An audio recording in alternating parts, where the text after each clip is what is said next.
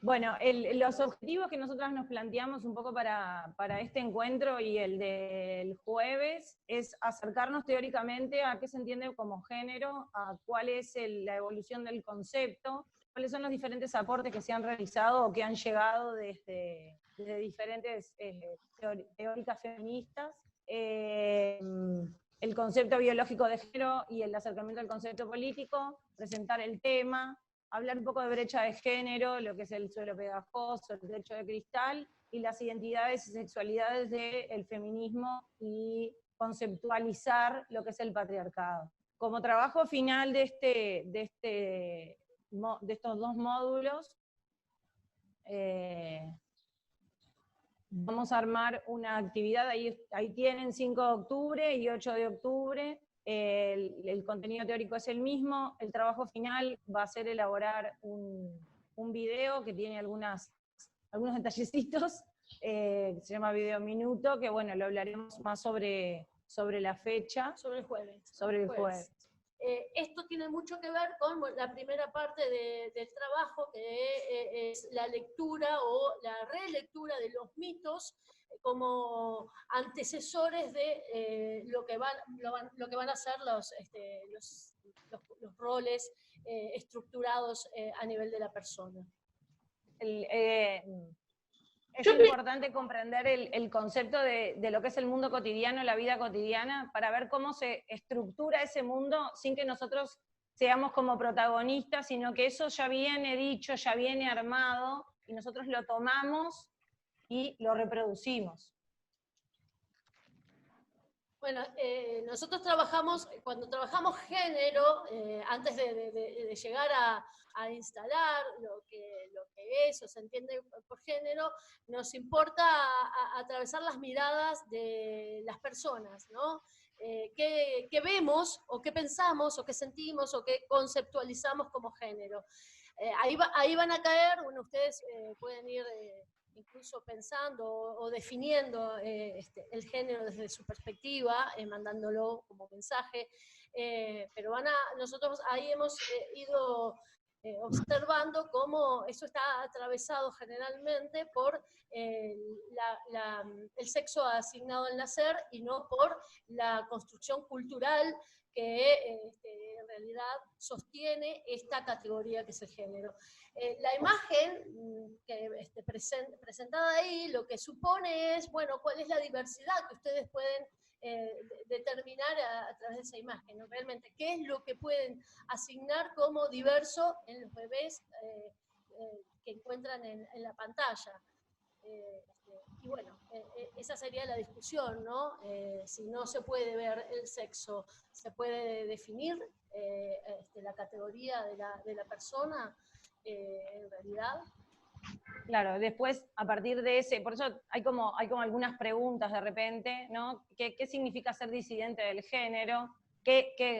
¿Cómo voy a conceptualizar género para saber si encuadro o no encuadro en eso? Y porque nosotros tenemos que partir de que la construcción genérica es una construcción social, que no está dada, que no es natural, que eso es lo que vamos a ir viendo en el transcurso de hoy, pero que está construida culturalmente y que es una cantidad de acciones estereotipadas para cada uno de los sexos. Como profundizando un poquito, capaz que, ¿no? Esos estereotipos que son patrones de conductas que definen a un grupo, esos estereotipos lo que hacen es dar una jerarquía social que no es verdadera, sino que van ordenando a las personas de acuerdo a lo que vale o a lo que no. Se pueden ver recontra reforzados en la publicidad. La publicidad lo que hace es reforzar estereotipos, porque obviamente, ¿no? Se mueve de acuerdo a población objetivo, y en la población objetivo se maneja de acuerdo a esos estereotipos. Dentro de esos estereotipos, la mujer siempre es un objeto sexual, siempre es un acompañante, siempre está como de costado. Seguí vos. Claro, o es ese objeto, claro, como decís, ¿no? de deseo que viene acompañando la cosa, es decir, como premio prácticamente, ahí va. ¿no? Aparece ahí como usted tendrá la posibilidad de ser premiado con, con el acceso al deseo y al goce de estas mujeres si obtiene tal o cual producto. Todo eso se construye a través de una mirada hegemónica, centrista, ¿no? Todo está vinculado, ponemos el foco y en el centro, ¿sí? Marcamos estos conceptos como, bueno, lo androcéntrico, lo falocéntrico, coitocéntrico, binaria, heteronormativa, homofóbica, lesbofóbica, transfóbica, transexcluyente. Es divina la sociedad. Orgásmica, complementarista, o sea, todos estos parámetros van construyendo más que nada ese es el objetivo, más que de repente alguna palabra que no se conocen o que no saben, cualquier duda que tengan nos escriben y nos preguntan. Pero cómo la sociedad hegemónica en la que nosotros nos formamos como personas siempre tiene una visión, por ejemplo, complementarista. Hay que buscar la media naranja, el amor perfecto, la otra persona que perdí para poder estar completa, ¿no? De ahí viene, bueno, el concepto de sexo. Esteticista, siempre en determinado lugar, de determinada manera, con doble norma y doble moral. Hay una vida pública en la que yo tengo determinadas estructuras, actitudes y comportamientos, y hay una vida privada en la que me permito hacer otro tipo de cosas, pero eso es doble. No estoy diciendo que todas las personas sean así, pero nos vamos construyendo de esa manera, que hay cosas que están habilitadas y hay cosas que no. Todo esto, entonces, estos parámetros centristas que estamos viendo acá, ustedes irán, si quieren, preguntando en la medida que les parezca adecuado, se sostienen desde un relato, se sostienen desde una visión que se ha ido formando y que ha ido atravesando nuestra educación, exacto, nuestro pensar el mundo. Bueno, es ahí donde vamos a situar nuestra trayectoria. ¿Cuáles son esos relatos que han construido estas miradas y este paradigma del mundo? ¿Y en qué lenguaje se construye ese relato? Porque no solamente son modelos masculinos, sino que aparte el genérico también es masculino, también el lenguaje nos predetermina a determinados roles, entonces vamos a intentar en la mayor parte, o sea, todo es un proceso de construcción, intentamos hablar en no sexista, o sea, intentamos no hablar en genérico masculino, e intentaremos hablar en plural femenino, porque somos todas personas, pero bueno, como parte de nuestra vida, no sé, la mayoría de los años de nuestra vida hablamos en masculino, a veces nos va a salir, y es un buen ejercicio intentar cambiarlo para darle lugar a lo demás. Como siempre decimos, estamos colonizados también por el lenguaje. El patriarcado nos coloniza y hemos tenido una formación de un lenguaje específico, entonces nuestro trabajo, cuando desarrollamos el discurso de utilizar un lenguaje narcisista, es constante, de permanente atención. Es decir, ustedes van a ver que en algún momento vamos a romper con este criterio de una manera inconsciente, ¿no? El ejercicio es ese, es tratar permanentemente cuidar para quién hablamos, ¿no? Somos todas personas, la idea es hablar en femenino por eso. Entonces, a partir de esto, a partir de esto, entonces, es que vamos a tratar de trabajar. Ahí tenés el coso. No, acá tenés esto que después te vas pasando las pantallitas, porque sos vos la que, a medida que lo vayas haciendo. Nuestro primer trabajo parte de este concepto, de esta mirada, que es recorrer toda una línea histórica que nos lleva del mito a los estereotipos de género. Primero preguntarnos por qué hablar de mitos dentro de esta temática, ¿no? El mito para nosotros es como una materia prima. Bueno, estaría bueno, antes que nada, llegar a ver una definición. El mito es una creación colectiva, funciona como motor de recreación de un tiempo pasado. Todos los hechos humanos adquieren una significación especial por ser hechos originales. Esos relatos fabulosos, primarios, originarios, pretenden explicar el mundo, ¿no? De una determinada manera. Y encarnan fuerzas simbólicas que atraviesan de alguna manera y condicionan la vida de los seres humanos. Y aún sin saberlo, ¿no? Sin entenderlo, sin saber que estamos atravesados por ellos. Antes de llegar a esos relatos y a ese proceso lineal de la historia, nos preguntábamos un poco esta asimetría de género, cómo se construye, cómo nos atraviesa, de dónde viene, por qué la reproducimos de una manera casi mecánica y consciente, y aun cuando estamos trabajando la visibilización de ella y cuestionándola, aparecen continuamente estos mecanismos que apuntan a ese nivel de reproducción. Lo primero que discutiríamos es que hasta el siglo XIX, más o menos hasta los albores del siglo XIX, la reproducción de estos modelos estaban a cargo del universo intrafamiliar. En esos lugares donde se aprendía y aprendían estos roles, en donde tenemos a la mujer como la representación fundante y fundamental del hogar, el varón del ámbito público. La mujer en su función reproductora y el varón en su función productiva, ¿no? Por eso son los, están trabajando en esos dos ámbitos binarios que veíamos al principio, ¿no? El privado y el público. Sin embargo, a partir del siglo XIX, esta función la tuvo el sistema educativo. El sistema educativo ha empezado, a partir de esa etapa, a gestar modelos que debemos introyectar en nuestro proceso de aprendizaje. Y estos modelos, ya hemos visto que son siempre céntricos, ¿no? Entonces planteamos este concepto, ¿no? El sistema educativo como un espacio de introyección del rol. ¿De qué manera? Bueno, nosotros vamos aprendiendo determinados roles que nos va instaurando una mirada, una cosmovisión de lo que implica pertenecer, ser parte del paradigma patriarcal. El sistema educativo en su proceso de introyección no cuestiona el rol que se ha ido construyendo y que se ha ido perfilando. ¿Por qué? Porque se va instaurando e instalando a través de un saber hegemónico, de un saber poderoso, un saber que no se debe. ¿Cómo aparece eso? Bueno, aparece a través del punteo que vemos ahí, ¿no? Entre otros, desde una dimensión ficcional o una dimensión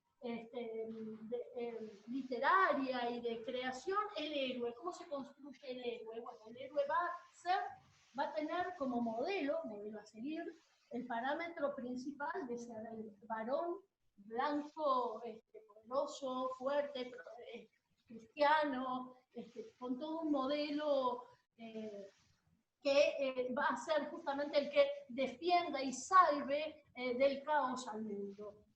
Sin embargo, en el sistema educativo, santos, son los divinos. Y el sistema educativo va a acompañar esa construcción del héroe con otras voces, ¿no? Los historiadores, los científicos, los literatos, son todas voces que van a ir acompañando, que van a ir instalando una mirada del mundo, una concepción del mundo. ¿Qué pasa con eso? Es que a las mujeres nos inhabilitan o nos vacían del espejo en donde mirarnos, ¿no? A lo largo de todo ese sistema educativo, el varón va a ir construyéndose, va a ir mirándose en esos espejos. Él puede ser el héroe, puede ser el historiador, el científico, puede ser cualquiera, cumplir cualquiera de esos roles que están a su disposición, ¿no? Como un abanico de colores. Mientras que las mujeres, lo que vamos percibiendo a lo largo de todo ese proceso es el vacío. No estamos allí. Y si llegamos a estar, estamos como acompañantes, como subordinadas de algún rol para sostener, pero fundamentalmente no estamos. Entonces, ¿en qué nos miramos para construirnos como personas, como seres humanos? ¿A dónde apuntamos para poder reflejar aquello que queremos ser? Y generalmente termina, bueno, estas construcciones, ¿no?, de la guía de la buena esposa. Es verdad que estas imágenes son de la primera mitad del siglo XX, ya las hemos dejado atrás. Son del franquismo. Son del franquismo, sí. Sin embargo, permite observar el rol a donde está consignada la mujer, siempre intrafamiliar, siempre de cuidado, siempre de la reproducción. La educación no da lugar para otra cosa que la introyección de ese rol. Nosotros acá, no sé si ustedes van a poder ver. Sí, ellos lo ven, sí. Ellos lo ven, tenemos las ventanitas arriba, sí, pero eso lo vamos moviendo, exacto. Mira. Lo que tenemos acá son simplemente una serie de citas que pertenecen a distintos autores que representan el saber fundamental. Choli, no. Nietzsche, Aristóteles, Erasmo de Rotterdam, son autores claves que han atravesado nuestra cultura y representan el saber. Y bueno, ahí les dejamos algunas citas. Por ejemplo, Nietzsche del siglo XIX dice: cuando una mujer tiene inclinaciones doctas, de ordinario hay algo en su sexualidad que no marcha bien. Aristóteles, a su vez, en el siglo IV a.C., va a decir que en cualquier tipo de animal siempre la hembra es de carácter más débil, más maliciosa, menos simple, más impulsiva y más atenta a ayudar a las crías. Ponele, somos tan divinas. Bueno, les leo el último para plantear algunos aspectos de esto, ¿no? Erasmo de Rotterdam, del siglo XV, plantea que si por ventura alguna mujer quisiera parecer como sabia, únicamente lograría ser 2 veces necia, ya que sería como intentar llevar a un buey al gimnasio. Estas afirmaciones que hoy nos parecen tan perimidas, tan lejanas, hasta aparentemente podría ser divertirnos, generarnos cierto grado de hilaridad, han atravesado nuestras culturas, han sellado una mirada del mundo, una visión del lugar que debemos ocupar las mujeres frente al lugar que debe ocupar el varón. Si ven, en cualquiera de esas citas hay 2 lugares diferenciados: el lugar del saber y el lugar de la sexualidad reproductiva. El lugar de la sexualidad reproductiva es el lugar de la mujer, ha sido instalada en ese lugar. Lo que vamos a hacer ahora, a partir de ahora, si sacamos... Te saco la ventanita. Saca la ventanita de acá. A partir de ahora es... está, fantástico. Es justamente llevar a cabo un análisis. Sí, todo bien. Fíjense que hay alguien que tiene los micrófonos abiertos y estamos escuchando conversaciones. Por las dudas, no digan cosas que... Capaz que no se me Gracias. escucha a mí, capaz que están por eso, no sé si se me escucha o no se me escucha a mí, tal vez ya no no es se el problema. dicho que no se escucha. Por las dudas. Se escucha bien. Bien, No, gracias. A veces se nos va el silencio sin darnos cuenta y... Bien, nosotros planteamos entonces un análisis, planteamos jugar ahora con los tiempos, con los relatos, con la historia. Y de qué manera llevar a cabo un análisis muy sucinto. Les pedimos disculpas, pero tuvimos que hacer una síntesis brutal de los relatos de este paradigma, seleccionar algunos por una cuestión de tiempo.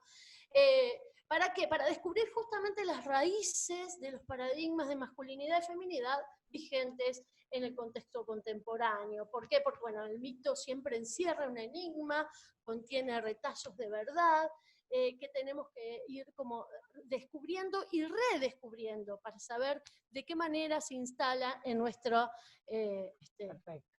vida, ¿no? Y en nuestros comportamientos.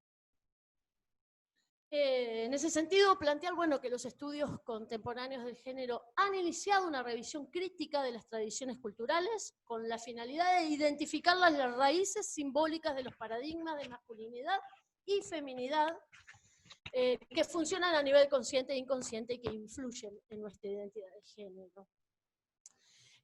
Se trata justamente de una revisión crítica de las tradiciones culturales que han atravesado nuestra construcción y nuestra mirada del mundo y que están vigentes aún en nuestros comportamientos.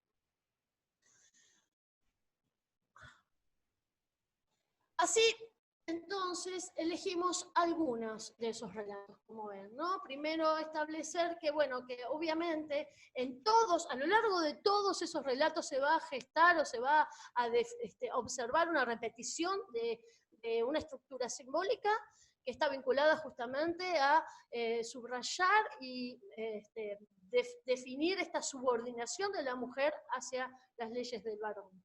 Todos esos relatos van a mostrar continuamente un principio de caos y un principio de orden. El principio de caos siempre va a estar sostenido por la figura de la mujer y el principio de orden por la figura del varón. Ya con eso estamos diciendo mucho, ¿no? En realidad.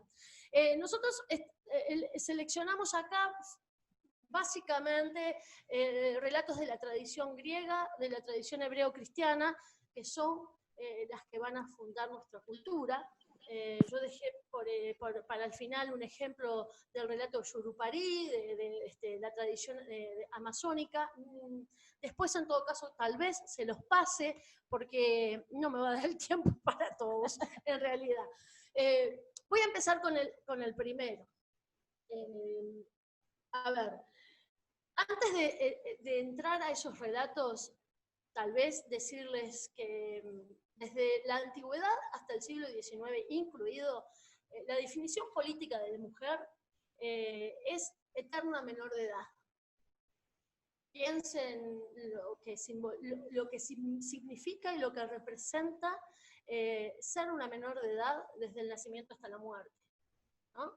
Ser una, en términos jurídicos, ser una ilegales, ser una incapaz, desde el nacimiento hasta la muerte, y una dependiente absoluta del otro, en este caso, otro que es...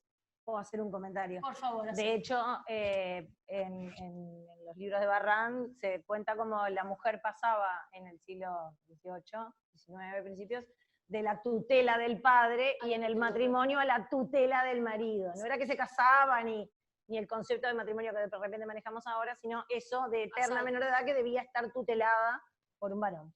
¿Por qué instalar esta definición antes de entrar a estos relatos? Bueno, porque en realidad lo que vamos a plantear es que, como vamos a picotear y a hacer una especie de salto por cada relato, lo que quiero es que piensen, amparados en esta definición que acabamos de ver, piensen estos relatos a la luz de esta definición. Cómo esta definición va a estar sustentada, justificada, sostenida por todas estas historias que van a aparecer desde el inicio de los tiempos.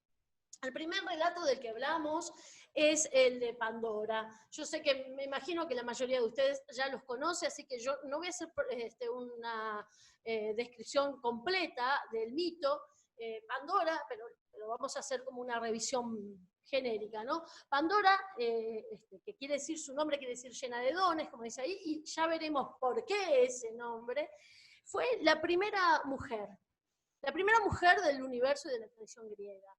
En ese entonces, los dioses y los humanos convivían, los dioses desde el Olimpo, los humanos en el universo terrenal, convivían, se relacionaban, se intercambiaban, incluso intercambiaban deseos, dones, pero el perfil humano estaba estructurado en realidad por varones, eran varones que vivían con el goce pleno de los derechos y de los deseos, no les faltaba nada, vivían en plena felicidad.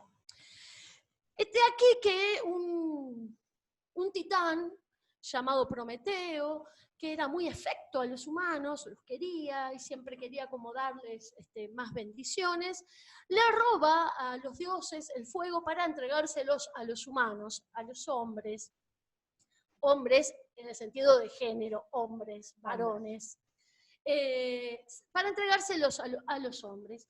Zeus enfurece, como solo Zeus sabe hacerlo, imagínense, y para vengarse de Prometeo, lo va a hacer pero castigando a los hombres.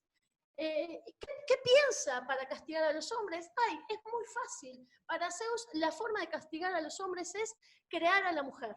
La mujer viene a ser la creación que va a darle a los hombres todo el dolor y todas las penurias que conforman esa mirada de castigo que viene dado desde el Olimpo. Así que se crea a Pandora. Zeus le pide a Hefesto y a Atenea que del barro y del agua crean, construyan esta mujer y la llenen de dones. Le piden, los distintos dioses deben llenarla de dones. El relato dice dones. Dones. Y yo sé que si ustedes piensan en la palabra dones, yo no puedo evitarlo por mi trabajo, siempre uno piensa en que la palabra don tiene un sentido positivo, ¿verdad? No sé, al menos a mí me parece, si cuando uno piensa en dones, piensa en algo bueno, en algo positivo. Sin embargo, miren, quiero que observen cuáles son los dones que los dioses le dan a la mujer. Ahí tenemos, claro, por ejemplo, la belleza, la gracia, la habilidad manual, la mentira y la curiosidad. Esos son los dones que Atenea carga sobre ella como primera mujer. Además de darle estos dones, Zeus le entrega un cofre. Esa debe ser la historia que seguramente todos conocen, todas conocen. Le entrega un cofre. El cofre, ahí el relato, como todo relato oral, tiene sus disyuntivas. Hay dos formas en este relato. Una dice que el cofre estaba lleno de bendiciones, de gracias, de cosas buenas para la humanidad. Y Zeus le da la orden a Pandora de que no abra el cofre. No puede abrir ese cofre por nada del mundo. Es entregada al hermano, me olvidé el nombre, me olvidé el nombre de a quien se la entrega a un humano especialmente, vean, no importa, a un humano puntual, como una gracia. Se la entrega como si fuera el caballo de Troya, ¿no? En realidad, es un regalo que detrás trae todo el daño posible. Bien, Lilith, Pandora en algún momento, debido a ese otro don, el último de sus dones, la curiosidad, resuelve abrir el cofre, la caja, el cofre, como quieran llamarlo. En uno de los relatos entonces se decía que el cofre traía dones y bienes. Cuando Pandora la abre, todos esos dones y esos bienes vuelan hacia el Olimpo, dejando a la humanidad vaciada de bienes.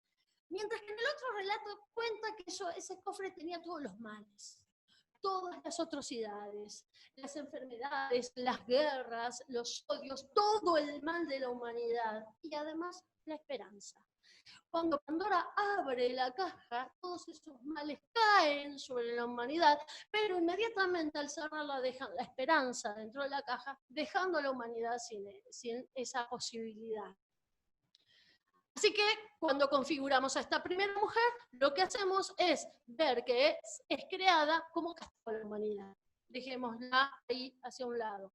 Ahora vamos a la segunda mujer, en realidad la tercera, que están juntitas, como ven, Lilith y Eva, vienen de la tradición hebreo-cristiana. En realidad la primera, voy a tratar de apurarme para no dejarte sin tiempos. En realidad, la tradición cuenta que el hombre... Yo voy a decir todo lo que tengo que decir, sí, y se irán a las 10 de la noche. Sí, bueno. Bueno, la tradición cuenta que la primera mujer creada, así como el primer varón creado, fue Lilith. No fue Eva, la conocida Eva, fue Lilith. Lilith es conocida como, el nombre Lilith quiere decir mujer de la noche. Sí, claro, mujer de la noche. Sí. Lilith entonces es creada, pero de una manera horizontal al varón. Quiere decir esto, que varón y mujer fueron creadas al mismo tiempo, de la misma manera, con la misma materia, bájamelo ahí porque sí. Con la misma materia, con las mismas prerrogativas y las mismas libertades. De eso hace uso Lilith cuando, en definitiva, decide gozar y el mismo, con las mismas libertades que el varón, ¿no? Antes de esto, quiero mostrarles también acá cómo Lilith en realidad atraviesa todas las mitologías, empieza en la mitología sumeria, y ahí aparece como la mujer escarlata, algunos dicen que es porque su cabello rojo, otros dicen porque era una mujer que devoraba sangre humana, se alimentaba de sangre humana, especialmente de la sangre del varón. En esa tradición Lilith aparece ligada a ritos de índole sexual. Después en la tradición griega vuelve a aparecer, pero en relación al goce, al disfrute del sexo. En las tradiciones indígenas aparece como vampiresa, hasta que llega la tradición hebreo-cristiana como un espíritu femenino, pero el espíritu de la noche, con connotaciones sexuales y por eso negativas. Lilith quiere disfrutar del sexo y de su cuerpo como disfruta el varón. Y ahí es donde el varón se problematiza. El varón no puede asumir que el estatus del cuerpo sea en igualdad de condiciones. Él quiere yacer por encima de ella, quiere tomar decisiones, y es entonces cuando Lilith pronuncia el nombre inefable de su creador, de Dios, y se va, es trasladada, dice la tradición del mito, al mar Rojo, donde vive con un montón de demonios y donde cría a pare cientos de hijos cada año. Por lo tanto, Lilith es la mujer sexualizada, es la mujer que tiene cuerpo y que por eso también ha sido construida como un demonio, como algo negativo, porque tiene cuerpo, tiene deseo, tiene sexo. De hecho, Lilith no necesita de comer del fruto prohibido y ser expulsada. Lilith se va porque quiere, cuando decide no ser más oprimida por su par, el varón. Luego de la desaparición de Lilith, que va a desaparecer incluso del relato, en los relatos es la primera que aparece y luego desaparece de la tradición, surge esta otra mujer, Eva. Eva quiere decir vida, dadora de vida. Y esta mujer es creada de forma vertical. Ya no es horizontal como la anterior, sino vertical. En esta tradición androcéntrica, toda la creación va a girar en torno del varón.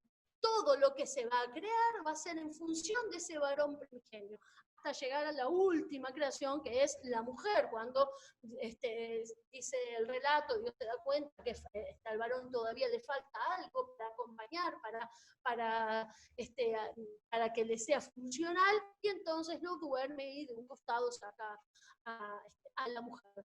El varón dirá, varona será llamada porque del varón fuiste tomado. Si nosotros salimos a la calle a preguntar a personas, cualquiera de ellas, ¿qué relato conocen de la creación bíblica del varón y la mujer? Será el vertical, primero el varón y luego del costado es creada la mujer, con la consiguiente consecuencia, ¿no? La mujer viene a sostener los deseos y las necesidades del varón. Sin embargo, entonces tenemos estas dos mujeres, ¿no? La mujer sexual y la mujer que es solo dadora de vida, es madre, o sea, su sexo es solamente en función de la reproducción y no del deseo. En este caso, sin embargo, es interesante observar que si trazamos líneas, las dos son símbolos de mal, las dos representan el pecado, las dos provocan la caída, una libremente, por su propia decisión, y por el deseo de vivir libremente su sexualidad, y la otra por el relato que ya conocemos todo, de empujar al hombre a comer del fruto prohibido, el fruto del conocimiento. Luego de estos relatos, ¿no? Ahí vamos construyendo, ¿no? Mujeres que van sosteniéndose como figuras negativas, como figuras malignas, como figuras que provocan un quiebre del orden, ¿verdad? Y ahí vamos nuevamente, volvemos a la tradición griega. Antes de la tradición griega yo les puse acá en realidad para que vean los dos relatos donde se ve la oposición, ¿no? En uno se dice, Dios creó al hombre a su imagen, conforme al hombre Dios lo creó. Varón y hembra, o macho y hembra, los creó al mismo tiempo. mientras que el otro sostiene la diferencia, ¿no? La verticalidad. El primer relato es el horizontal, el segundo es vertical, y marca justamente ese salto de un paradigma a otro. Ahora sí, volvemos al relato griego, al relato de Ariadna y Teseo y el Minotauro, también, que es un relato que conocen bien. Este relato va a ser planteado desde la perspectiva de cómo la liberación del deseo femenino termina siendo un problema, es peligroso, ¿no? El deseo femenino es un peligro para la humanidad y genera caos, un caos que hay que contener, controlar. O parte de las acciones de Minos. Minos es el rey de Creta. Minos también fue hijo de una violación. Zeus viola a Europa. Zeus se configura en el mismo toro y termina tomando a Europa y violándola. Ese se establece como el pasaje al paradigma patriarcal, porque termina Zeus configurándose como el dominante, ¿no? El dios de todos, de todos los dioses. En este mito,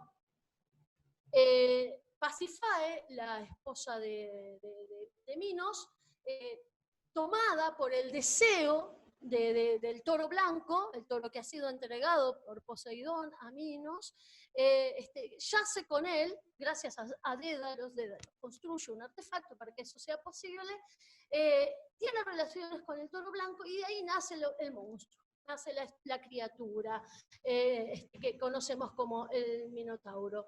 El nacimiento del monstruo es una consecuencia de la liberación del deseo femenino.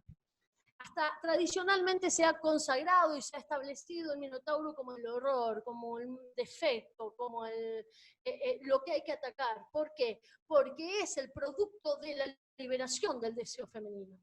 Es el resultado del desorden, del desequilibrio, y debe ser derrotado en función de un orden.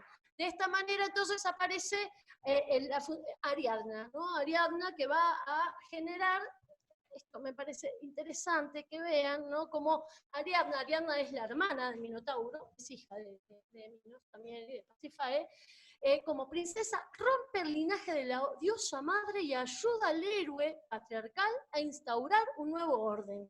Traiciona a su tierra natal, matriarcal, Creta, y pone su conocimiento a la orden de Teseo. Teseo es de Atenas, viene a derrotar al monstruo. Teseo es la representación del paradigma patriarcal que viene a derrotar, pero no puede hacerlo solo. Necesita a Ariadna. Ariadna tiene el poder, el conocimiento ancestral, tiene el hilo de oro, que es además la representación del pasaje del tiempo, ¿no? Y Ariadna renuncia a su saber, renuncia al conocimiento, renuncia a poder para entregárselo a Teseo, el amor, quien entra al laberinto, o sea, que invade ese sector que representa el sector caótico, que representa también el desorden y a la mujer, para matar al monstruo. Esto lo hace prometiéndole a Ariadna luego volver, salir de él, llevársela a Atenas, casarse con ella, y no, la abandona, obviamente, dentro de todo esto, ¿no? Era de esperarse, termina en el mismo sentido, Ariadna queda sola, termina incluso conviviendo con Dionisos. Esto ya es otro cuento. Pero, bien, a ver, seguimos acá. Todos estos relatos, todas estas historias míticas, todos estos pequeños cuentos de tradición oral van a caer y hacer sustento en la construcción del héroe épico en la Edad Media. Nosotros vamos a tener la Edad Media en donde se va a configurar este rol del héroe. Este héroe va a ser siempre, obviamente, el varón blanco, cristiano, heterosexual. Va a configurar todos los centros que vimos hoy, ¿no? Todos los posibles centros. Pero se constituye como el modelo a seguir. Es el bien, es el esperable, ¿no? Es lo que todos quisieran tener, como, ¿no? Todo varón quisiera ser y toda mujer quisiera como tener como premio. La mujer en estos relatos no aparece. O sea, fíjense cómo hasta ahora los relatos que hablaban de la mujer siempre constituían y levantaban a la figura de la mujer desde un lugar maligno, desde un lugar caótico, de un lugar en donde el orden termina siendo problematizado, hasta que llega el varón, el héroe, a poner orden, instaurar el paradigma patriarcal. Bueno, acá, ya con el paradigma patriarcal instalado, ¿quién es la figura relevante en todos los relatos? Es el héroe, es el varón. Es el varón que debe sostener emblemáticamente su espada en alto, con todo lo simbólicamente fálico que esto representa, claro, le iba a decir, y su poder, ¿no? Este héroe que representa el vasallaje político, juega un rol fundamental y fundante dentro de las relaciones de varones. En estos relatos no hay mujeres, y si los hay, son periféricas, y vienen a jugar ese rol de configuración débil, que van a poner al varón en un estatus de poder, ¿no? Van a permitirle al varón mostrar o bien su lugar poderoso, salvador, gestador del orden, o bien todo lo que puede sacrificar el pobre varón para ir en pos de, por ejemplo, con el Cid es un buen ejemplo, para ir en pos del bien y del orden, y todo lo que puede sacrificar por esa mujer. Claro, que lo seguimos arrastrando, si ustedes lo miran en perspectiva, que es un poco hacer el ejercicio de pensar en perspectiva, si respirás un poco. Ay, gracias. Si ustedes miran una serie o una película donde el héroe es el varón, siempre las mujeres son periféricas, están alrededor, adornando o apoyando a ese personaje. Hay un ejercicio buenísimo que no es oficial, pero que se llama Test de Bechdel, que lo inventó una cineasta, una mujer que trabaja en comunicación visual, que es probar en una película, si la película muestra realmente lo que es una mujer, entonces hay más de una mujer, y esas mujeres hablan entre ellas, y no hablan de nada que tenga que ver con una relación afectiva. No hablan de hijos, no hablan de maridos, no hablan de novios, hablan de trabajo, del día, o de lo que sea. Entonces, en estos relatos lo que se genera es esa, la construcción de ese héroe épico que lo arrastramos hasta ahora. Hasta hoy en día, exactamente. Igual que lo del caos, claro, ¿no? Y sobre ese héroe épico va a gestar, ese vasallaje político va a gestar luego lo que se llama el vasallaje amoroso, que es la base de la tradición de la novela rosa del siglo XX, ¿no? En donde la mujer es el objeto, o sea, aparece nuevamente en los relatos la mujer, pero obviamente la mujer es esa mujer con todas las características estéticas pensadas, ¿no? Con determinadas bellezas, con determinado perfil, pero además por eso mismo es el objeto de deseo, para mí debe cumplir ciertas reglas. Sobre la Baja Edad Media, el amor cortés tiene distintas lecturas en realidad, pero planteamos, cuando hablamos del amor cortés, hablamos del arte de amar. Y amar implica amar fuera del matrimonio, e implica ciertas reglas. Fíjense que Ventadour dice, por ejemplo, las damas cometen gran error cuando no aman a sus fieles amantes. O sea que parte de las reglas es amar a quien te ama, responder. Este juego del amor cortés, que va a hacer este pasaje, ¿no? Cuando primero teníamos estos relatos donde el universo del varón era afuera, en la batalla, construyéndose en el mundo externo, ¿no? Generando el orden. Ahora pasamos al universo interno, el de la corte, el del hogar. Aparece la mujer como si fuera, el centro de ese universo hogar. Parece que en definitiva, o en fin, va a tomar cierta importancia.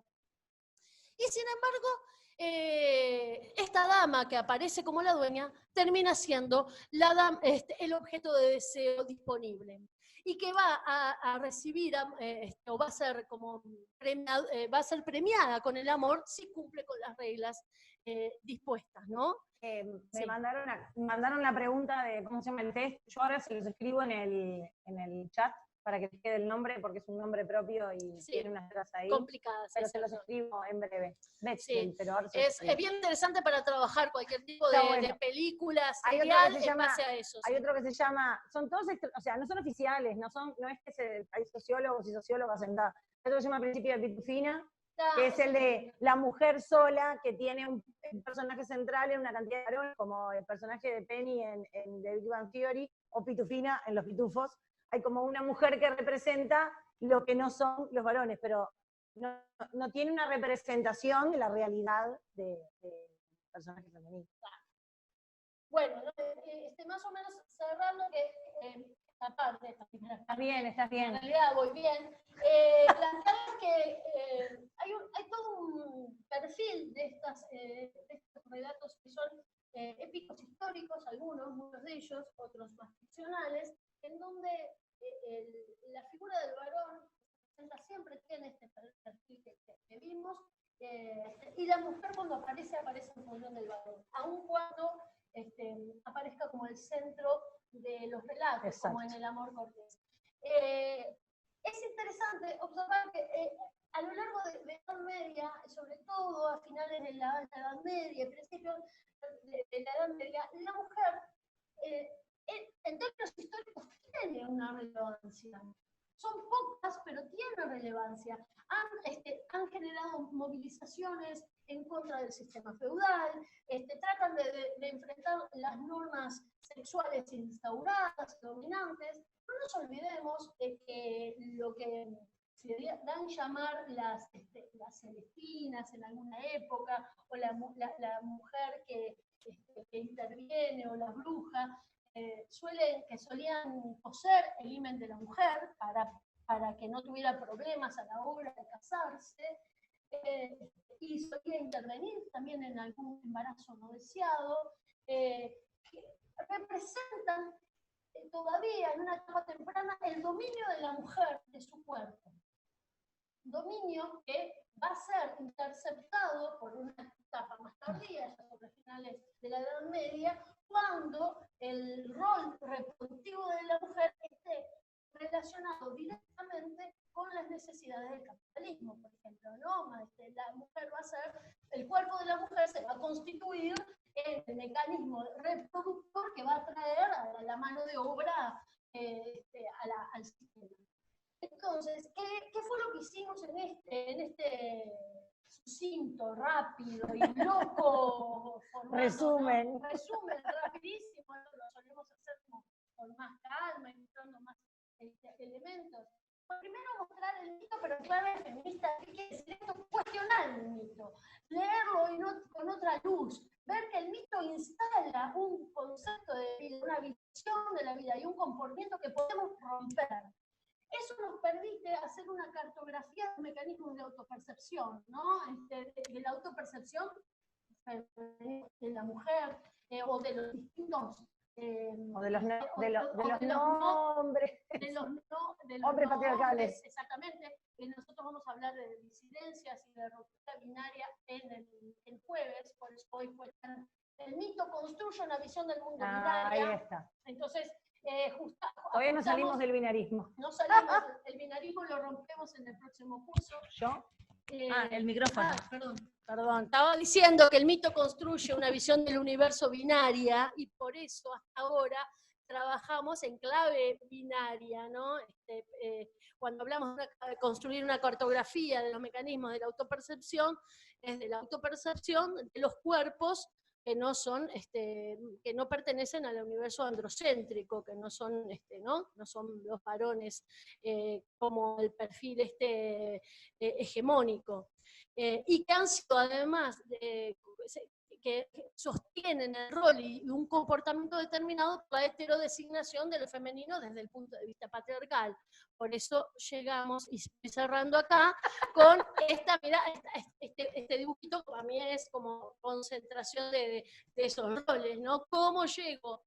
También con el video donde la mujer parte del mismo, es verdad, partimos aparentemente del mismo lugar, pero no atravesamos nuestro camino desde el mismo lugar, ¿no?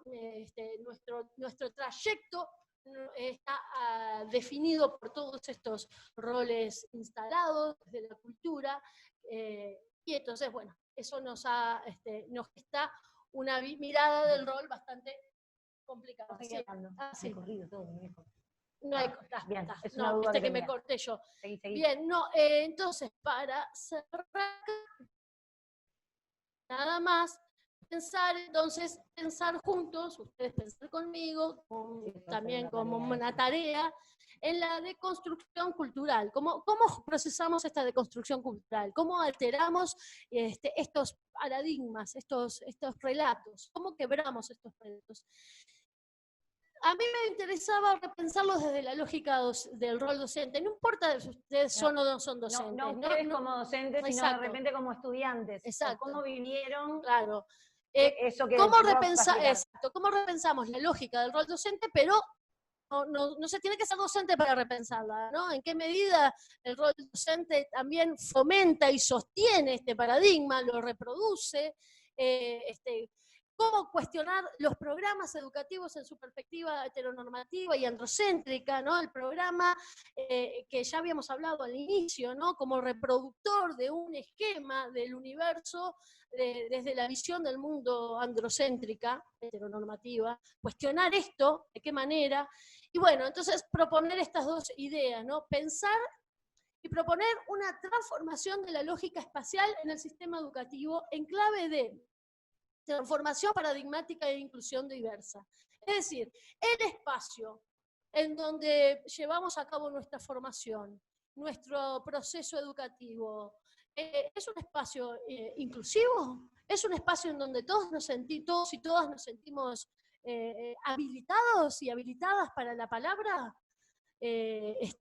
¿Cómo pensamos, cómo podemos transformar la lógica del espacio para que sea disruptivo del orden, ¿no? Para hacer el ejercicio está bueno pensarse como estudiantes y en qué momento podemos haber vivido nosotras o nosotros alguna situación donde esa perspectiva heteronormativa y androcéntrica nos haya impedido avanzar o hacer alguna actividad o que una situación de discriminación. Exacto. Como intentar ver la lógica educativa desde otro punto de vista. Desde otro ángulo. Eso es lo que nosotras hacemos cuando decimos transversalizar. Es como pararse en la perspectiva de género, que ahora vamos a ver cómo es, tratar de analizar desde otra situación. Y después como juego, que esto lo van a poder hacer, pero más en forma más divertida, más capaz que lo vamos a pensado como si fuera una, en realidad como imágenes y no tanto de escritura, repensar personajes claves de la historia y la ficción, pero proponer alternativas, ¿no? Nosotros en nuestras clases proponemos, bueno, este héroe, ¿qué pasa si este héroe con esta realidad fuera, en vez de tener estas funciones, ¿no? de varón, blanco, con todos los privilegios, fuera, no sé, una mujer afrodescendiente, o si fuera en otro caso, ¿cuáles serían los impedimentos? ¿Cuáles serían sus problemas? Pero, y cómo podría superarlos, ¿no? Entonces es repensar personajes claves, ustedes eligen, pueden ser de alguno de estos mitos que vimos, ¿no? Cambiar el rol de Teseo y de Ariadna. O de algo reactual o de exacto. Algo que estemos viviendo, o no tiene por qué ser... No tiene por qué ser los que trabajamos. Pensar en personajes claves de la historia o de la ficción y proponer alternativas, es decir, cambiar el foco desde donde los vemos y cómo actúan. Bien, ahí termina tu parte. Exacto, sí. Vamos a la... Ahí va.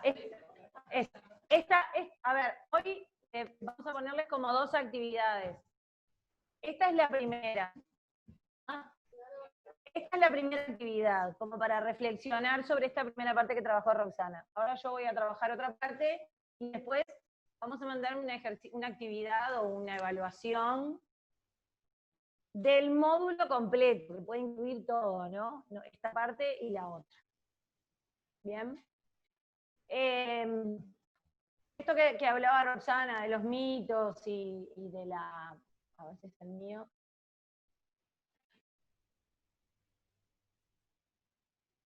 Y de lo que son los modelos, los roles que han venido a lo largo de la historia. Esperen porque tengo que achicar esto porque si no me tapa la pantalla. Ha construido un modelo de mujer o una femineidad, si queremos decirlo de alguna manera, no determinada por las propias mujeres. Esa construcción de la mujer siempre es externa, viene dada por otros, por otras personas, generalmente, o siempre, son varones y que están ubicados en el sitio de poder. Entonces, el concepto de género tal, que es muy posterior a los mitos y a las leyendas y a la cultura de la historia de la humanidad, en realidad es un concepto que se ha construido políticamente. Nosotros estamos acostumbrados a hablar de género como yo. Ah, me tengo que subir el coso. Yo creo que escuchan igual porque tengo la voz un poquito... Ah, me están diciendo que no. Ah, bien. Perfecto. Me siento como me falta el fierrito así. Comúnmente se conoce el género como el conjunto de características diferenciadas que cada sociedad asocia o asigna a hombres y mujeres. Una construcción social y no la separación de roles inherentes a la condición biológica de esos sujetos. Es distinto a sexo. Cuando se habla de género, se asocia enseguida, o se habla enseguida, de la asociación con lo que sería el sexo. Sexo es una condición biológica. El sexo es femenino, masculino o intersexual, o sea, tenemos tres condiciones, y están vinculadas a los cromosomas sexuales, los órganos genitales, el tipo de gametos que produce cada ser vivo, o sea, el óvulo del espermatozoide, la posibilidad reproductiva, la fecundación. Existe en todos los seres vivos. En las personas, esta capacidad reproductiva está vinculada a otras situaciones.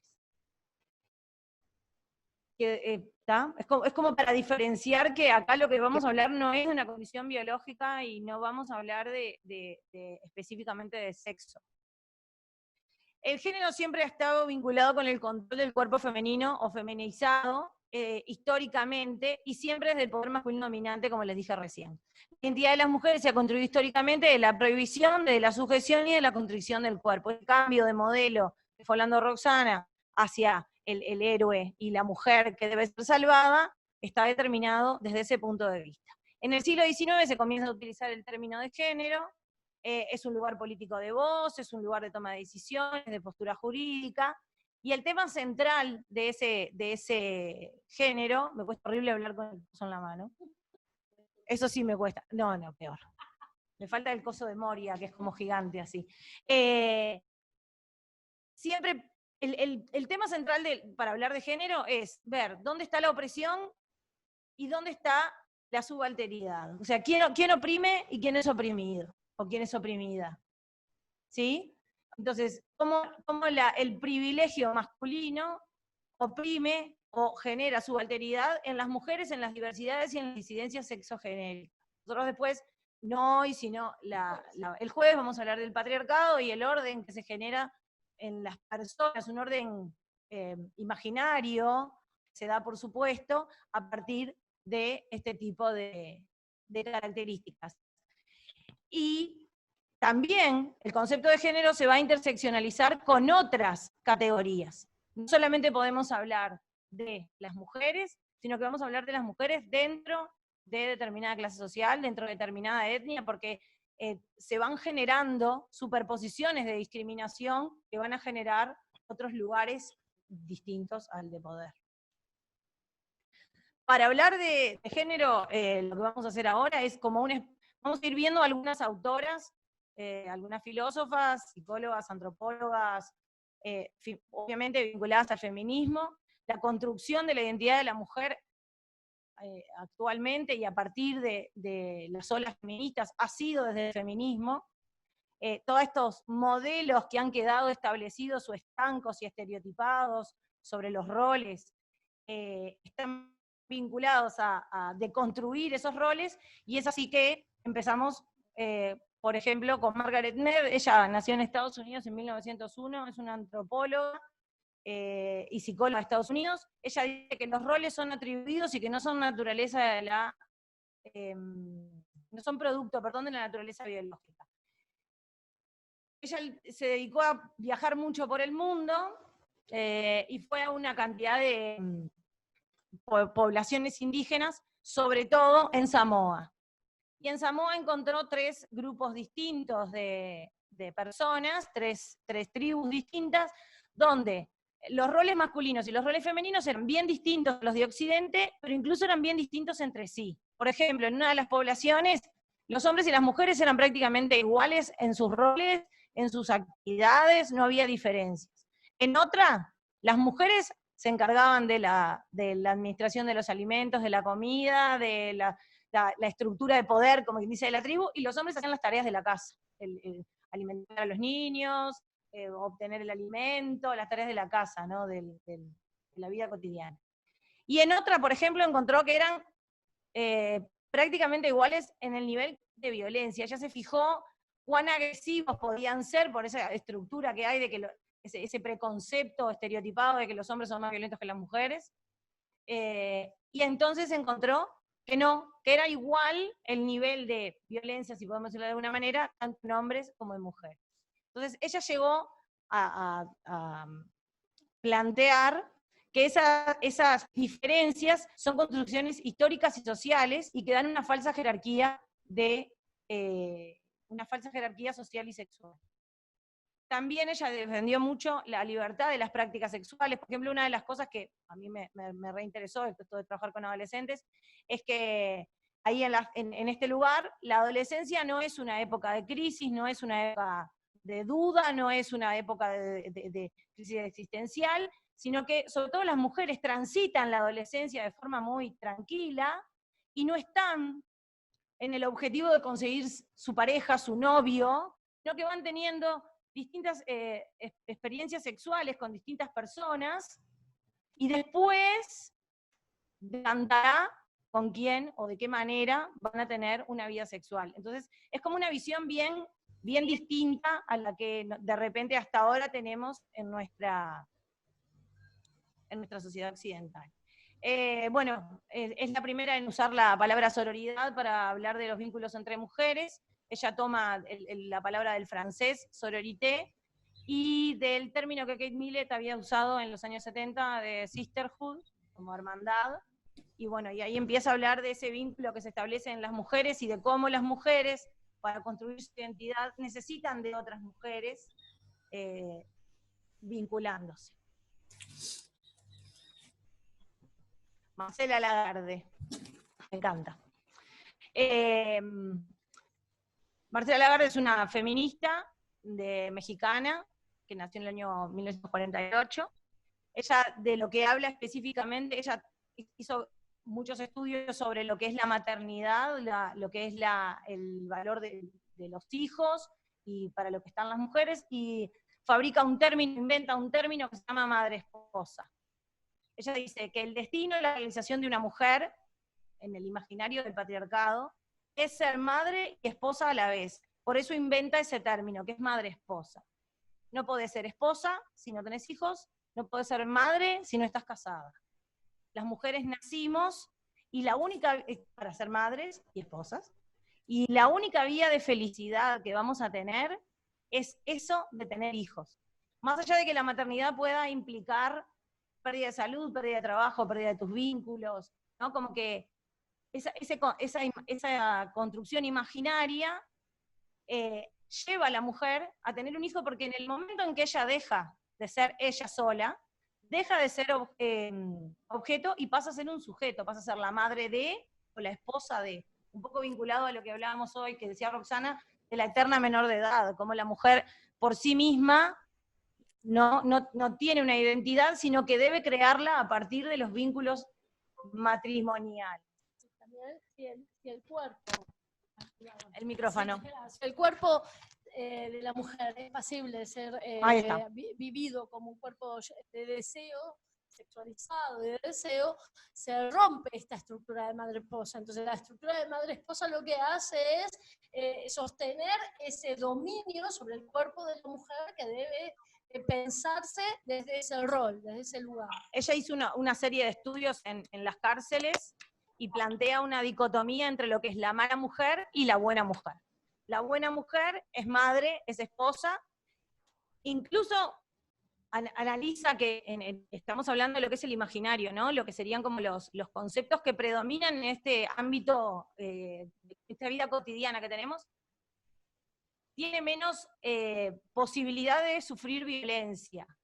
Estar dentro de la casa, cuidando a los hijos, sin salir, es no exponerse, y si salís o te mostrás, te expones. Entonces ella, por ejemplo, trabaja mucho con esas mujeres que están encerradas en las cárceles y cómo la mayoría han sido prostitutas o enfermas mentales, y cómo se desarrolla a partir de eso la medicalización de la salud de la mujer, como en los años 70, por ejemplo, que aparecieron todas los antipsicóticos, las medicinas psiquiátricas, las intervenciones quirúrgicas en los cuerpos de las mujeres, para que esas mujeres malas dejen de ser malas y pasen a ser buenas. Todo esto que ella hace es como tomar la realidad y mirarla desde otra perspectiva, es justamente lo que hablamos como perspectiva de género o análisis de género. Es mirar a partir de la teoría de género las mismas situaciones, en la misma realidad, para analizar y comprender las características que definen a las mujeres y a los hombres, así como todas las diferencias y semejanzas que tengan. Ella lo que dice es que recién a partir de esto, de la forma de ver el mundo, se puede dejar de ser androcentrista y el humanismo dejar de ser humanismo, porque el humanismo habla del hombre como construcción genérica, pero en realidad habla del hombre. Esperen que me tengo que tomar agua. Bueno, esta es nuestra madre. La que nos enseñó todo. Simone de Beauvoir. Simone de Beauvoir es previa a Marcela Lagarde, pero en realidad ella es de Francia, en 1908. Ella, en realidad dio vuelta a todo porque tuvo una vida muy fuera de lo común. Ella con Sartre no podemos separar nunca, esto me lo decía una amiga, profesora de filosofía. Sartre y Simone de Beauvoir estaban juntos a la par y eran como personas iguales entre sí. Ellos no ponían una diferencia entre uno y el otro, sino que compartían me pone nerviosa vernos cortadas, compartían ese conocimiento y esa construcción del conocimiento. Ellos son existencialistas, plantean esa dicotomía que rompe lo que es el esencialismo. Lo que decía Freud, la naturaleza es el destino, la biología es el destino, decía Freud. Entonces ellos rompen con ese biologicismo planteado por muchas corrientes, positivistas y demás, que somos lo que somos por el cuerpo que tenemos y vamos a estar así. Entonces ellos dicen que el cuerpo no lo elegimos, y que la esencia de ese cuerpo está después de la existencia. O sea, nosotros nacemos y ya los demás saben qué vamos a hacer. Nenas o varones, mujeres o varones. Y estamos estructurados dentro de eso.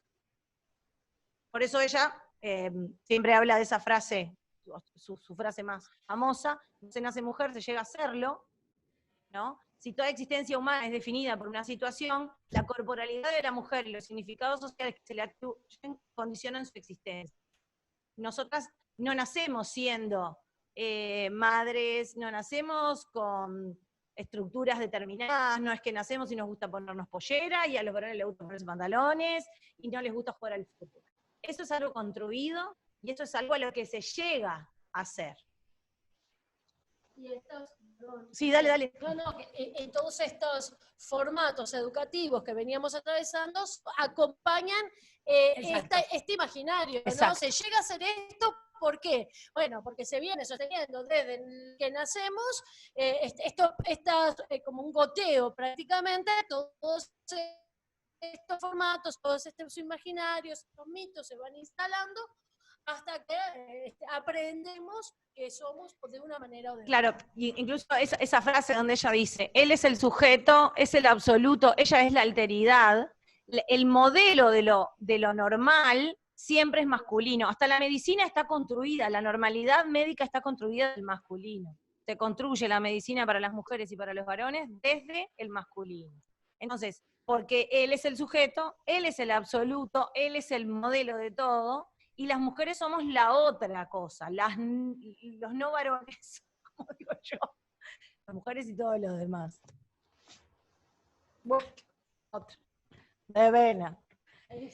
Elizabeth Badinter, francesa, su marido es primer ministro de Francia, fue el que abolió la pena de muerte en Francia.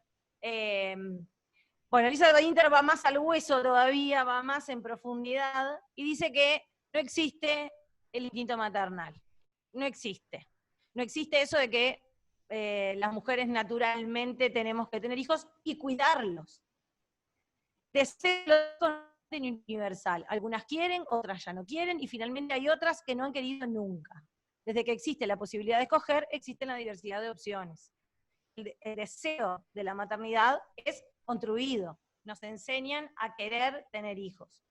Incluso ella habla de la nueva, de la nueva esclavitud desde ahora, es un artículo que escribió en la época de la pandemia, donde ella lo que plantea es que estas nuevas formas de maternidad, de volver a la naturaleza, el colecho, la lactancia prolongada, el parto natural sin dolor y todas esas cuestiones, los pañales, lo que hacen es esclavizar a la mujer de una nueva manera. O sea, toda esa liberación que hubo en los años 70 con el desarrollo de los métodos anticonceptivos, con el desarrollo de la interrupción voluntaria del embarazo en algunos lugares y en otros más tarde, pero toda esa liberación, esa adquisición de las mujeres en el ámbito público, se está perdiendo en pos de esta construcción de nuevas maternidades. Ponen a las madres como malas madres, como culpabilizándola de todas esas situaciones que puedan generarse, digo, lo vivimos todos los días, ¿no? Un chiquilín menor de edad hace algo y la pregunta siempre es dónde estaba la madre, nadie pregunta dónde estaba el padre. Incluso vinculado a ella es una de las primeras que hace evidencia lo que es el sexismo, esa discriminación basada en el sexo o el género, los prejuicios que se generan en torno a determinadas conductas. Decir, voy a trabajar con una mujer, al revés, no voy a trabajar con una mujer porque va a faltar más porque tiene hijos, eso es un prejuicio, es un preconcepto que está establecido en la base de que todas tenemos hijos, todas nos vamos a quedar cuidando a nuestros hijos, y las que vamos a faltar a trabajar somos nosotras, como si los hijos vinieran solos, ¿no? Así en el Espíritu Santo. Esas actitudes sexistas se sostienen en creencias y estereotipos tradicionales sobre los distintos roles de género que están vinculados a todos esos mitos y a todas esas estructuras arquetípicas que estuvo explicando Roxana, ¿no? Estos estudios de género, estas feministas del siglo XX, lo que hacen es partir de esas verdades absolutas y analizarlas, colocando a la mujer en otro lugar y habilitando la construcción de la identidad de la mujer. Bueno. Hasta Judith Butler solo se hablaba en el feminismo de mujeres, ¿no? Básicamente es un proceso de construcción, no quiere decir que se invisibilizara o no existiera lo demás. Judith Butler lo que dice es que básicamente el género tiene que desaparecer como concepto. Ella, miren, ahí les puse eso lo copié de un texto que alguien escribió. Ha estudiado, desobedecido y deshilachado los límites de los géneros para así dar origen a la teoría queer. La teoría queer es una teoría de los años 70 que apareció en Estados Unidos, que lo que hace es todo ese grupo de personas de lo que se llaman las disidencias sexuales, las identidades estigmatizadas, las identidades periféricas, lo que no es binario, lo que no es la pareja heterosexual mujer-varón, e incluso lo que se considera normal, todas esas disidencias quedaban por fuera de cualquier explicación o cualquier teoría sobre las sexualidades y las identidades de las personas.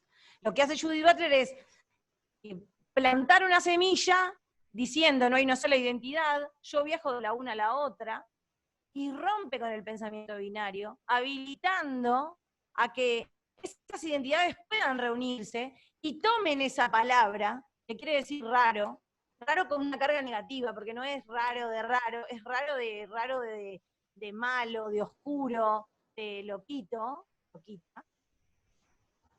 Toman ese término, lo resignifican y se lo apropian, ¿ya? Como hacen la población trans, como hacen las mujeres trans, por ejemplo, con la palabra traba o travesti, se lo apropian y lo resignifican, quitándole esa carga negativa, ¿sí? Y lo que hacen es organizar una nueva movida que habilita la visibilidad de todas las disidencias. ¿Por qué? Porque lo que dice Judith Butler es que el género es performativo, es un guión, es una actuación, es una performance. Llevó años entender esto. Ahí también podemos acompañarlo con Paul Preciado, ¿no? Claro, Paul Preciado también habla de una estructura, de una performance o de una especie de no sé, Sí. dibujo que hacemos en nuestros cuerpos y que podemos además cambiarlo, no es fijo nunca. Claro, porque lo que ella dice es que como el género es performativo, no somos dueñas y dueños de nuestro género, sino que realizamos la performance en vez de satisface a los demás para poder pertenecer a un grupo determinado. ¿Por qué es indispensable pertenecer a un grupo? Porque es parte de la naturaleza de las personas, de las humanas, porque así nos construimos. Esto parece biologicista, pero no lo es. No lo es porque somos seres vivos gregarios, los mamíferos. Pero es parte esa pertenencia al grupo nos da identidad. Y al darnos identidad, nos da seguridad, ¿no? Lo interesante es que esa estructura que necesitamos como acoplar a nuestro cuerpo para pertenecer, no esté fija ya. Y con Butler ya lo que se hace es transitar hacia otro paradigma en donde el género empieza a desaparecer, en donde ya no hay fija una forma para estar o para pertenecer. Justamente es esa la cuestión. Y otra cosa interesante que habla Judith Butler, vieron que, bueno, las feministas que nosotros vimos antes pueden estar asociadas, no todas, porque Elizabeth Badinter se dice feminista de la igualdad, ya porque dice que el objetivo del feminismo debe ser buscar la igualdad entre hombres y mujeres, no la equidad, sino la igualdad, o sea, que seamos iguales, que seamos lo mismo para las personas. Lo que dice, me olvidé lo que iba a decir. Sí, se me fue lo que iba a decir, pero no importa. Sí, lo que dice Judith Butler es que en realidad no, como desde otra perspectiva, tenemos que incluir a todas las formas dentro del feminismo, no solamente hablar de mujeres o de género femenino o de construcciones femeninas, sino incluir a todas las personas. ¿Qué pasa? Cuando aparecen los movimientos de las personas trans, se generan movimientos transfóbicos. Hay una corriente nueva, generada sobre todo en Uruguay y en España, que se llama... En Argentina y en España, que en Uruguay está llegando, se dicen TERF, feminismo radical trans excluyente, que lo que hacen es decir justamente lo contrario, que las mujeres trans no son mujeres porque no nacieron como mujeres, lo cual iría en contra de lo que es la construcción genérica de ser mujer o femenina o la palabra que le queramos poner al género. ¿Sí? Entonces, Judith Butler en una de sus últimas conferencias, ella dice que cualquier feminismo que sea transfóbico, cualquiera que esté involucrado en las formas de odio, de miedo y discriminación, es inaceptable. Tiene que estar comprometido con la libertad de género, la igualdad radical y las alianzas con otras posiciones minoritarias o disidencias sexuales. Porque las primeras mujeres, las feministas radicales, lo que buscan es eliminar de raíz las diferencias entre hombres y mujeres. Es cierto. Pero el feminismo radical no se construye quitando personas, sino que se construye incluyendo personas. Entonces, bueno, un poco les quería decir eso porque está como medio de moda ahora. Y tenemos feminismo de mujeres, tenemos feminismo diverso, pero aparecen nuevas realidades en el siglo XX, XXI, y aparece lo que se llama la perspectiva interseccional, que hoy hablábamos al principio. La interseccionalidad es un concepto que fue acuñado como un sistema complejo de estructuras de opresión que son múltiples y simultáneas, con el fin de mostrar las diversas formas en que la raza y género interactúan para dar formas complejas de discriminaciones en las mujeres negras en Estados Unidos. Este concepto que está tomado textual del texto de Kimberly Crenshaw, ella es una jurista, abogada en Estados Unidos, y lo que hizo fue mirar, estaba en una cantidad de casos, y encontró que las mujeres afros, por ejemplo, sufrían más procesamientos con prisión o procesamientos más largos por casos iguales que habían sufrido otras mujeres o que habían hecho, no sé, cometido el mismo delito, ¿no? Estamos hablando de personas que habían cometido delito. Entonces ella empezó a pensar cómo otros tipos de discriminaciones se superponen a la discriminación o a la brecha por ser mujer. Y ahí aparece este concepto que es bastante nuevo, aunque está muy en boga, pero es un concepto bastante nuevo. Suelino aporta a esta construcción de lo que sería el feminismo negro, porque dice que las mujeres blancas, el feminismo es básicamente europeo y estadounidense, viene del siglo de la Ilustración, eso lo vamos a ver el jueves, pero las mujeres afros han sufrido otro tipo de, o las mujeres, ay, me fue la palabra, de las etnias, de las poblaciones propias de sus países, han sufrido otro tipo de discriminaciones, que es el de haber estado antes de estas mujeres en el mercado laboral. Nosotras peleábamos por ser respetadas como mujeres, y las mujeres europeas, dicen las feministas afros, peleaban por ser respetadas dentro de del lugar, porque no han sido protegidas por los hombres, no han sido discriminadas o cuidadas como si fueran, ¿no? Lo que han sido es esclavizadas, cosificadas, sexualizadas y prostituidas. Hay una discriminación mayor hacia esas personas.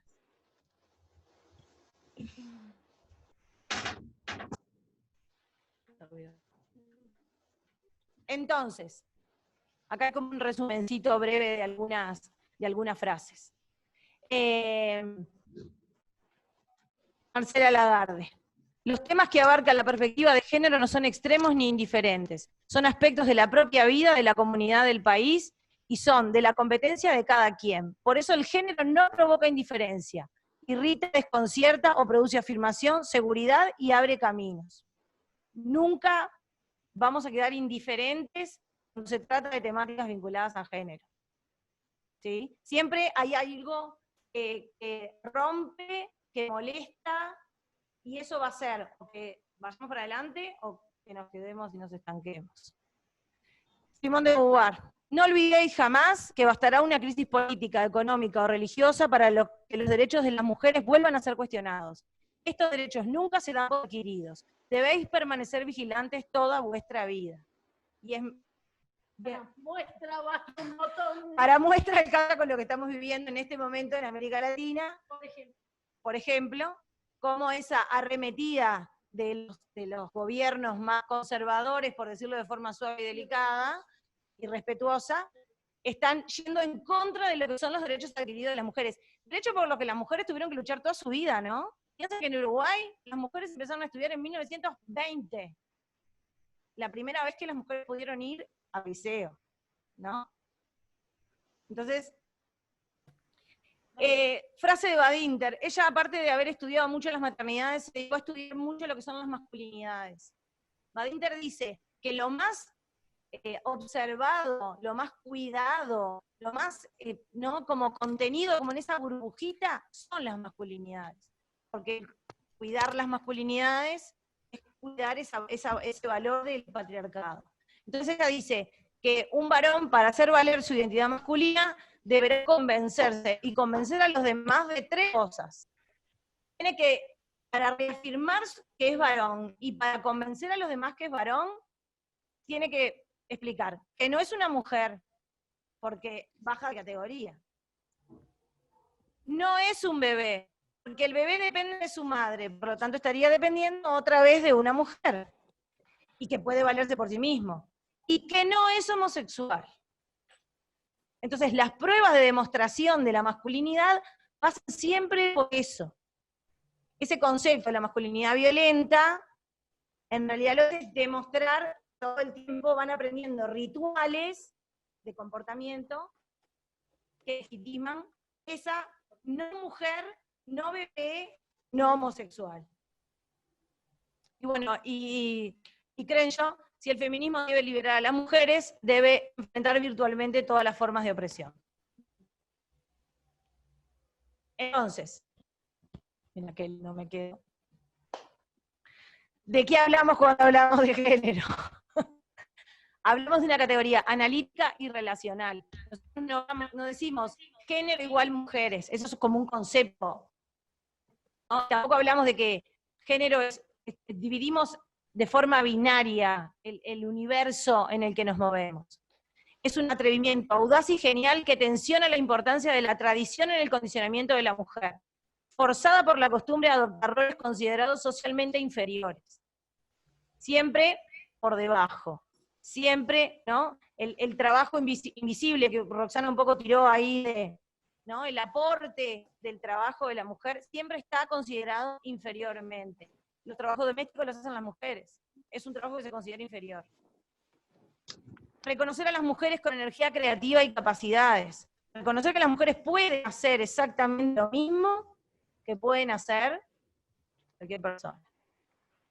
Porque las diferencias entre hombres y mujeres no son naturales, son accidentales. No hay nada escrito en nuestra información genética que diga que los varones son más prácticos, las mujeres menos prácticas, que las mujeres tenemos un carácter más explosivo y los varones más cerrados. Yo qué sé, estoy inventando estereotipos. Más reflexivo, que las mujeres nacimos para las carreras de salud y cuidados y que los varones nacieron para hacer ingeniería. No está dicho en ningún lugar, es toda una construcción social en torno a una serie de mitos, estereotipos. Una construcción social que además se sostiene en el sistema educativo cuando las mujeres no ven que pueden ser todo eso que sí pueden los varones. Entonces, la distinción entre sexo y género es importante, porque hay como un concepto arraigado a lo que es género, de hablar de género de mujer, género de varón, cuando en realidad en diversas culturas se reconocen más de dos géneros, la alternancia entre ellas, se niega el binarismo, y en otras culturas o en otras teorías se propone la supresión del mismo. No necesariamente las personas tienen que estar identificadas con un solo género, incluso pueden ir de uno a otro. Bueno, como está puesto ahí, vieron que dice, yo a veces hablo y me olvido que tengo escrito, ¿no? El género fluido. Puedo moverme, y la identificación va a ser igual de válida que en cualquier otro lugar.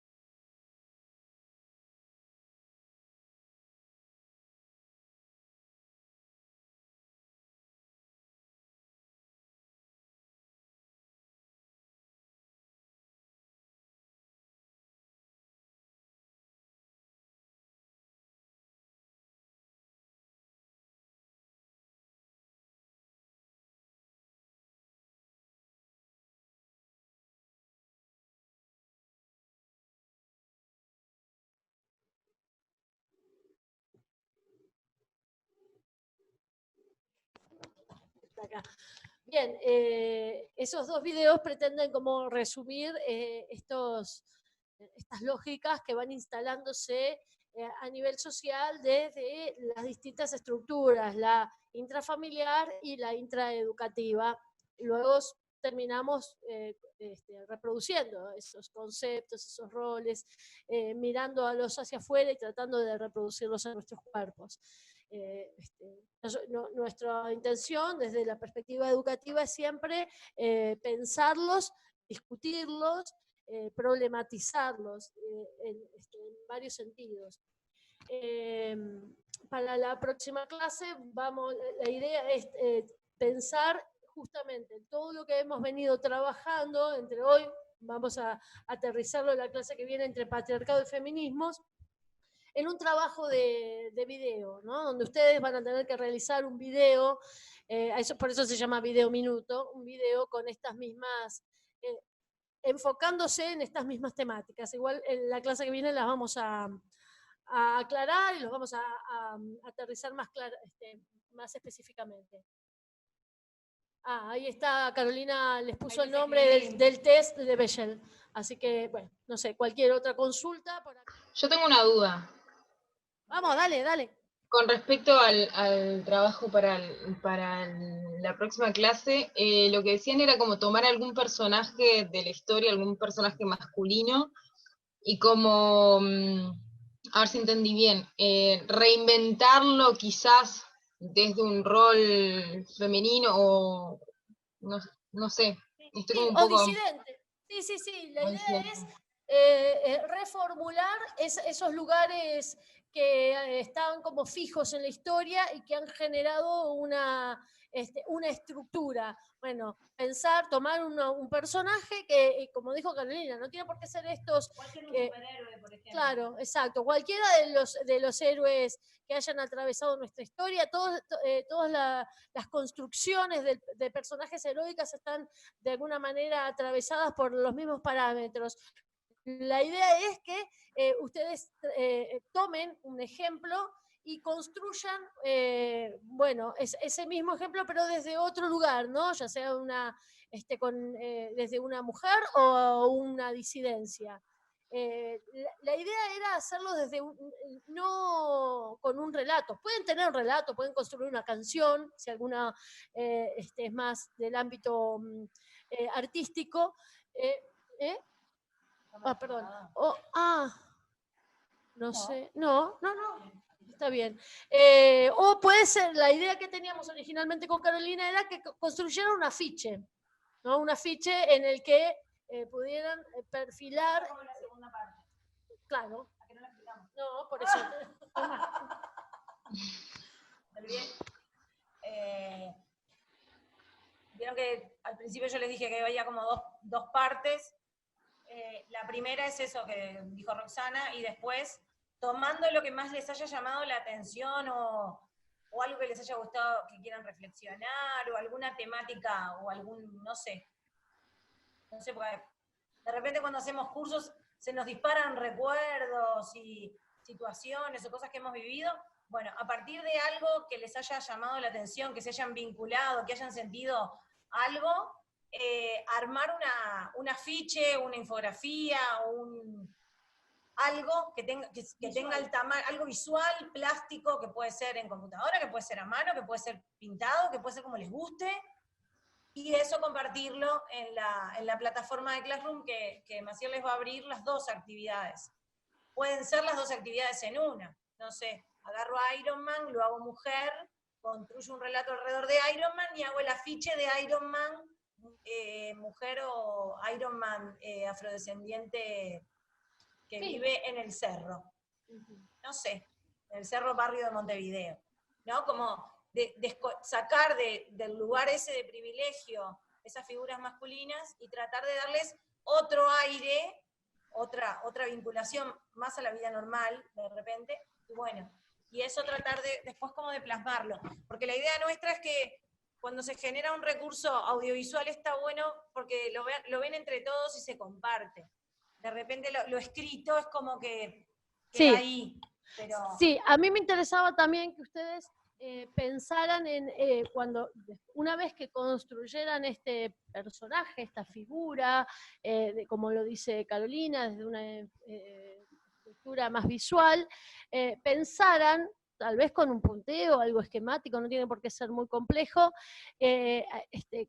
¿a qué se enfrentan? ¿Cuáles serían las dificultades? Porque la construcción del héroe siempre se enfrenta, su territorialización siempre es amigable. ¿A qué dificultades se enfrentaría ese personaje por no estar perfilado de la manera... que estas estructuras sostienen, ¿no? Por romper con una estructura. ¿A qué se enfrentarían? Es decir, ¿cuáles serían los problemas que... Stephanie nos pregunta si no es poco tiempo de acá al jueves para todo esto. Vamos, Stephanie, tú puedes. ¡Vamos! Si se te complica mucho, vamos, chiquilines, vamos, que trabajamos, te voy a hacer los promedios, ¿no? Por eso, a ver, por eso es una idea más visual, ¿no? Una estructura de juego. La idea es más, sí, en quienes trabajan, claro. A ver, nosotros lo que estamos pidiendo es como que ustedes conecten esto que hablamos hoy, que es como está lleno de teoría y de palabras, con algo como la vida real. Capaz que no pueden, bueno, no lo hagan. O sea, se nos ocurrió eso como para tratar de hacerlo como más, como hacer ese ejercicio de mirar desde la perspectiva de género y de la transversalidad, de analizar las cosas desde esa postura crítica. Claro, la idea es ponernos desde ese otro lugar, es decir, existe un rol, existe una figura que ha gestado y ha generado esa mirada desde la norma y del modelo. Bueno, ahora posicionémonos desde otro lugar, el lugar en donde ese modelo es disidente, rompe las normas, conflictúa. Lo que no estamos esperando que generen una novela ni una historia, sino un punteo, ¿no? Una visión más esquemática. No estamos pidiendo tampoco que sea tecnológico. Puede ser hecho a mano, lo pueden dibujar, por eso yo dije, no tiene por qué ser una historieta, puede ser Una pregunta. Pelo de colores. Val iba a decir algo. A ver. Porque pensando un poco en el trabajo, podría ser, por ejemplo, tomar un personaje, ¿no? O sea, yo tengo, por ejemplo, a alguien en mente, ¿no? Tomar un personaje y criticar desde su teoría el efecto que tiene, por ejemplo, hoy en día. Podría ser, ¿no? Y por ejemplo, en el afiche podría ser casi que un scratch. Exacto. Me gusta, Bien. me gusta. Exacto, exacto. Capaz que se iban tirando así ideas, ¿no? Entonces, puede ser algo escrito, no les sale hacer dibujitos, no quieren usar, ¿tá? Igual prueben usar, hay cosas ahí, el Canva y el Genial y que usamos nosotros, son gratis y están buenos para diseñar.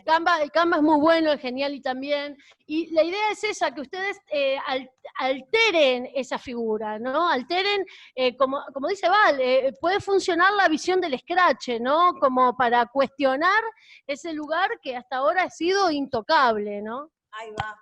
También interpela a la academia, ¿no? Porque interpela a quien quieras. Hola, quería hacer una pregunta. ¿Podrían escribir los programas en el Classroom o acá en el chat para saber? Porque no estoy muy amigada de la tecnología, pero voy a intentarlo a ver en una de esas. Sí. Los nombres de los programas, sí, ya te los escribo. Dale, gracias. Sí, eso. Hola, eso. hola. Hola, ¿me escuchan? Sí, sí. Hola, ¿qué tal? Sí, lo mismo, en la misma línea. Lo que pasa es que no le entiendo porque justamente estoy en la calle ahorita y he quedado como que colgada con la tarea, así que lo pueden poner, por favor, se los agradecería. Mira, se va a poner en Classroom, ahí se va a poner todo, igual más allá de lo que está poniendo ahora Caro, en Classroom se va a poner todo el material y se va a explicar un poquito más clara, más postulado, esta idea, ¿dale? Ya fue lo que vieron, más hacerlo eso de forma plástica, no sé cómo decirle, porque si les digo digital, les queda como que es digital. No sé, Ahí se te escuchó re bajito. El micrófono.